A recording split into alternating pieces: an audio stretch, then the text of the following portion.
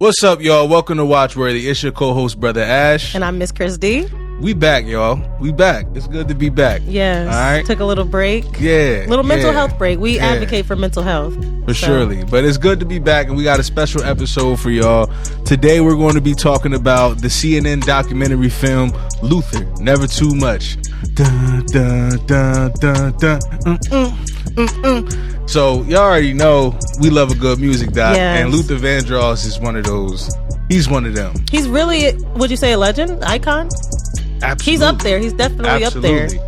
And I think he deserves any amount of flowers available for it. I feel like he doesn't get enough, actually, honestly. Yeah. I feel like right now, Gen Z's talking about Luther with the Kendrick song, Luther Out, you know, he sampled him. If this world were mine. Yeah. I had to show him a little vocals. Yeah, of course. I'm no Luther, but Luther would have it no other way. Yes. But I love Luther Vandross. Growing up, I listened to him a lot. My parents listened to him, so I heard him a lot with my family. And I just always respected his range. Yes. Like, that's a guy that could, hit any note, sing any song. A lady at church was talking to us about him, and she said he could take it to the basement and he could take it up. And walk it all the way up to the attic, baby. He'd be on the roof with it, goddamn. So the documentary featured a lot of high power, star power. We talking people like Dionne Warwick, Mariah Carey, Jamie Foxx, Patti LaBelle, Clive Davis, Nile Rodgers. So many people speaking highly about Luther Vandross. Some of them work with him. Some of them was just fans. You know, you have to be famous to get all those names in your documentary. Like, they're not going to sit for any other documentary. Yeah, they tried to call me for it, but I was busy that weekend because I couldn't be there. But it's like, no. I think Luther passed when we were like 10. So yeah, he definitely passed while it was 2005. I remember it. Yeah. We mourned Luther for sure. Well, I really loved all the archival footage, of course. He was just a very charismatic person, and we're going to talk a little bit about his history and his life. So Luther was born on April 20th, so shout out to the Taurus, and he was born in Bronx, New York. So, of course, I just feel like every legend that we learn about is from like Jersey, New York, like that East Coast. No shade to the West Coast. East Coast, you know what it is. He is a New York talent, a New York native. And he said that he really felt like he had a pretty good childhood. I feel like a lot of these stories, when we talk about celebrities, it was always like rags to riches. But if he was poor, he said he really didn't know. He never felt poor. He was always well fed, well taken care of. So he had a pretty good growing up, he would say.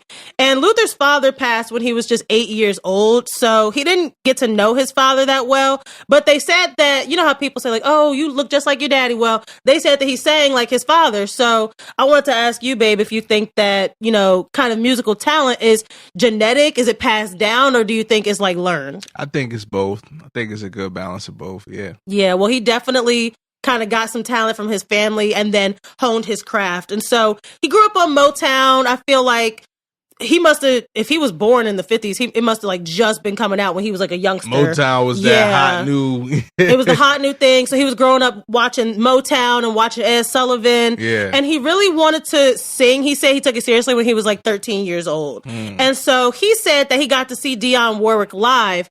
And from that moment on, he knew that he wanted to affect audiences the way that she affected him. I feel like everybody can say that about their first concert or whatever, like it's kind of life changing. And so for Dionne Warwick to be your first like live show, that definitely made an impression on him.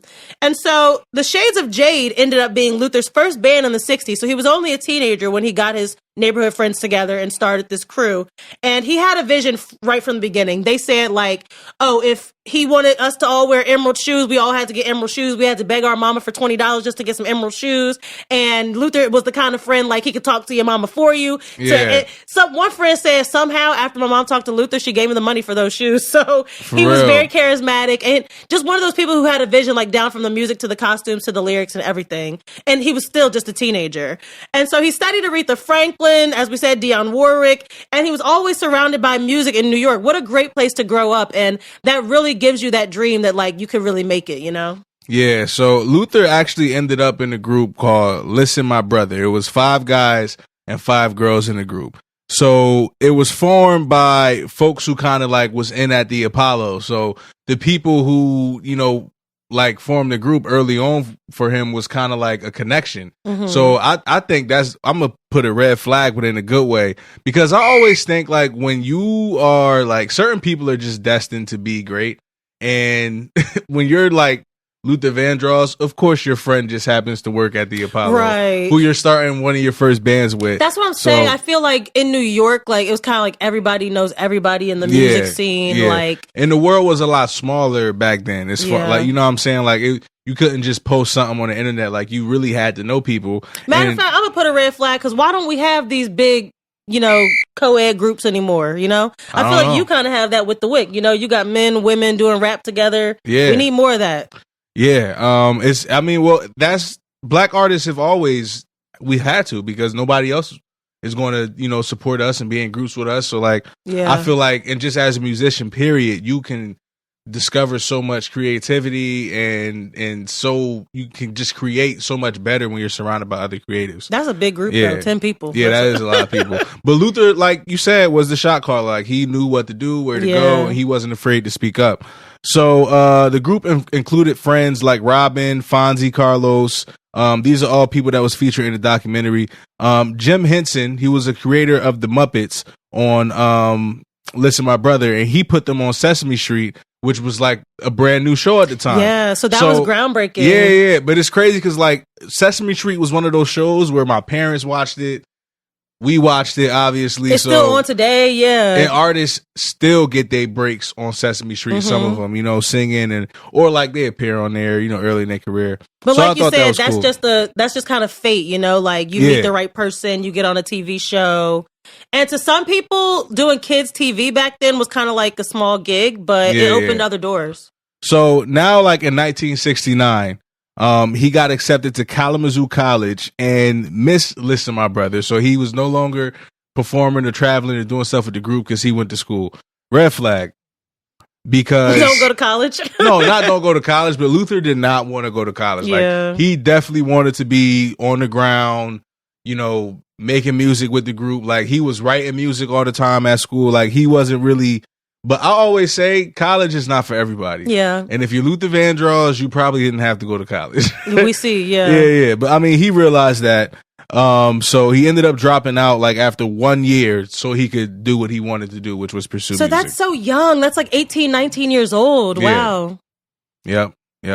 So like aside from Motown though, like there was like a Philly sound. Like there was like other like not small, but like other cities in New Jersey that had, not New Jersey, other cities in America that had their signature sound, and Philly was a little bit more raw than Motown. Yeah. So I feel like in a lot of documentaries, we always hear about how Motown was kind of buttoned up. Yeah. We know Berry Gordy was definitely like, every hair has to be in place. My singers are going to wear suits and gowns. And Philly was more like kind of funky soul, Yeah. And I feel like the Philly sound doesn't really get that credit. We talked about Stax, we've talked about Motown, but right in the middle was Philly. So definitely glad that Luther got to work with those people. For sure.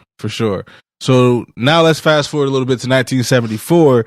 David Bowie, who is, one of the biggest in rock and roll pop musicians of that time, and like another great, like Miss Christie just said, worked with Luther in Philly, and he also wrote songs for David. Like I didn't know Luther spent so much time as a songwriter, because now this isn't the Luther we know yet. Like these gigs and these groups he's been in, like these are all like, up and coming groups, or like he's like writing for really big acts, but he's not his own big act yet. Yeah. So the fact that he was writing for somebody like David, and David Bowie just adored Luther, like in a way, like he just thought he was a genius, the way he would be able to put songs together. Because while he was humble, he definitely would take over a studio session. Like, yo, nah, you guys do this, you guys do that, you guys do that. Because he just had such an incredible ear for music. But people listen. That's the difference. He wasn't like a diva about it. Like, he was the best, and he knew what he was doing. Yeah. So. And he even opened for David Bowie, too. So a lot of people, maybe that is their first, well, not us, obviously, but like the older generation might have met. Imagine meeting like Luther Vandross. Imagine being like, who's this opener? Get this guy and off. this fucking Luther Vandross. Like, that's crazy. Did I ever tell you that side note? When I was at Made in America, I was there for Rihanna. But they were like, next up, SZA. I was like, who's SZA? I literally had no idea who she was. This is like 2016. I was like, who's SZA? I knew who she was. I started listening to SZA Type early because she was on TDE and I was a Kendrick fan. So yeah. So that's how it goes, you know, like maybe somebody was a David Bowie fan and they knew like, oh, I know this guy. So yeah, Luther went on to have his own record company. He had a group called Luther, which again is it's not a red flag to me because if I'm writing the songs, I'm gonna name it after myself. So that's what they said. The group was called Luther. He wrote all the songs. You know, he really had hopes and high hopes to like become a solo act one day and to get his name out there as an artist, not just a background singer. And so David introduced Luther to Bette Midler and he toured with her. That again was like a really great opportunity. You're working alongside a big name, but you're still not the headliner. And so he said there he really learned how to put on a big production. And he actually did love doing background vocals. Like he could kind of, you know, give the artists a run for their money in the background. You know, what's that one song where they was Alicia Keys, where the guy was like, I won't tell, like going back and forth with the artist. That was Luther. He also knew where he needed to be to make the background singer sound complete. Yeah, like he was a flexible kind of talent where, you know, like he could sing high, low. Yeah, he could do everything. Yeah. And so he also wrote a song for the Wiz soundtrack. Still wasn't getting a record deal though. That's a pretty big deal to us, you know, like nowadays the Wiz is a household name, but back then it was just another gig for him. And so I feel like that goes back to what we learned on the SNL doc. Like when you're in the industry, sometimes it's not one big win. It's just like little wins that are building up. Yeah. And so in 1977, Nile Rodgers, remember the founder of Chic, says Chic.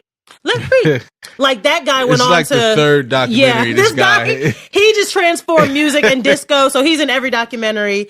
He was also in Luther's band, so he knew Luther before Chic, and so they cut the song "Everybody Dance Together," and with that, it was up from there. He and Luther, it was up. Like they kept making music together. Luther went on to lend vocals to every Chic album. We did not know that. Red flag because. How do we not know that these greats were on each other's albums and stuff like that? It's because the music industry is focused around main acts that you can market and package and sell. Yeah. And the work that people like Luther Vandross were doing behind the scenes don't get to be a part of that. Like they are the people who put the bands together, who organize the background singers and write the lyrics. And then you get an act out there and, you know, that's what we hear about. We don't look at the credits on the album to see all the producers, all the songs. You know, you only look if you know that somebody's name is going to be there that you know. So you can look and go see and say, oh, wow, that's my friend. But yeah. Well, now I feel like with social media, that has changed. Now we do know the producer's name. We do know some of the songwriters. Victoria Monet, for instance, you know, she was gaining popularity, but she still wasn't the headline act. And so now that she's blown up, people are like, oh, no way, I didn't know that was her. So that's really cool to see. So yeah, Luther then went on to find his niche in jingles. So red flag, because I had no idea that was Luther's voice on the Miller beer commercials, Gino's Pizza. He really became the king of jingles. But I'm cracking up because this is when he like disclosed that he came with, y'all know that thing Luther does. Like, he said the first time he did that was on a jingle. And I'm like, could you imagine like that talent on a damn pizza commercial? Bro, like, they're like, oh, it's kind of flat. Can you add something? He was like, it's hot and fresh pizza. So much so for a commercial. Yeah. What a time. I can only imagine. Yeah. But I mean, y'all know how it is though. Like singers don't make a lot of money. So for Luther to be able to be making the amount of money that he was making, one, he was working a lot because he was a little, you know, like it's interesting that we don't really see a struggle point for Luther. Like, right. You know what I'm saying? Like he didn't, a lot of these stories start out with, you know, like they had little to nothing when they were kids, but Luther was able to keep himself consistently booked with these gigs. So even though like one gig wasn't paying like enough to make him like quit like a regular job, he had so many things going on for him and people respected him in the industry. So a lot of times they would come straight to him for stuff. So he was always working. And I thought that was dope because you don't see that a lot with artists. You know what I'm saying? Like I'm sure he had his struggles, but yeah, he was essentially the number one background singer at the time. So he didn't just want to be somebody's lead singer. He kept writing, he kept singing. he kept doing his own thing because he always wanted to create his own music as well. Yeah, you have to have that confidence in yourself. Like, I know I'm doing background now, but I have the talent to be a lead singer. Trust me. He sung background for Roberta Flack. He like and would after a while, I think Roberta Flack was like, yo, like, you know, I'm holding you back if I continue to just let you do my background. Yeah, I think in the documentary like, they said like she quote unquote fired him because she was like, no, you're too good to be doing this. Yeah, so Luther took it as him getting fired. She took it as, no, I did him a favor because the world needed to hear Luther, not Roberta Flack's background singer. And that was 1980. So imagine he's doing this for like 10, 15 years and he's still not. That's crazy because I always thought Luther was just like the headline talent. Yeah. We didn't get to know him till like the 90s, I guess. But what's interesting is CBS, Epic, they all turned him down. Red flag. Red flag. We always get that one person. You know, Michael Jordan was cut from this freshman basketball team, and CBS heard Luther Vandross and said, no, we all make mistakes. Yeah. But this mistake ended up being Luther Vandross. So he went back to a different person at Epic with Never Too Much. That's the classic Luther drawing right there. And that's how he ended up getting signed. Yeah. So red flag, because sometimes you got to just be annoying. You got to go back and be like, are you sure you want to listen to it again? Like, you got to pester them a little bit. What I like is that they said he went back to a different person. Yeah. Sometimes you just got to put your stuff on a different set of eyes, give them to a different pair of ears. You know what I mean? Yeah. So Luther is a testament to that. Right. So in 1981, Never Too Much was #1 on the charts for 84 weeks. He got 2 Grammy nominations, and everyone just heard how original it was. Like we said, he was a musically gifted, talented person where he had that ear. Like, they were like, oh, we've never heard anything like this before. Like, dun, dun, dun, dun, dun, you know? And so it blew up in the 80s. He had multiple platinum albums. He got to write songs for Aretha Franklin, Dionne Warwick. So you go from watching these people on TV to now you're getting to write for them. Now they're personally calling you, asking you to write them something. That is just so crazy. And that just really goes to show his faith and his belief in himself. He kept working hard for it. Now, of course, when you're at the top, people got to pick on you for something, and it was Luther's weight. Red flag. Damn. Why do we care if he's fat or skinny? Why? Luther's weight was always a problem. They did say that his friends did disclose, like, it was a problem. He had diabetes. He was always eating and dieting. He was always back and forth, flip-flopping. Yeah. And so they just said that he used his humor to get through it. You know, like, I think they said in the 80s, Eddie Murphy made a joke about him and his stand-up. And so Luther kind of like poked fun at him. Like, I think he brought out a giant McDonald's fries at a concert. It was a big ass bucket of KFC chicken. Oh yeah, it was KFC. He brought out a big ass bucket of KFC at a show and was like, I heard Eddie Murphy's in the crowd. Like, you know, just making fun of himself. Yeah. I guess you gotta laugh to keep from crying. Yeah. So finally, there was a moment in his career where he lost over 100 pounds. A few moments. Yeah. Yeah, he lost the weight like twice. And so, like I said, he was putting it on, putting it back on. And they said that no matter what weight he was, it did not affect his voice. So I feel like, especially in comedy, some people feel like, oh, if you lose the weight, are you going to be as funny? Well, it doesn't matter if he was skinny or fat, he could still sing. I would say Luther, because obviously he was talented no matter how much he weighed. But in the black community specifically, y'all know how we are. People be like, oh, I like Luther skinny better. Luther. Oh no, big Luther's better. I just think it's funny how we are with shit like that. Well, I guess I do be doing that with Jonah Hill. I'd be like, oh, Jonah Hill was funnier when he was fat. I got you. But nevertheless, they said that it did allow him to move more on stage. So it wasn't like Luther was really a dancer ever. But when he lost the weight, he could move a little more on stage.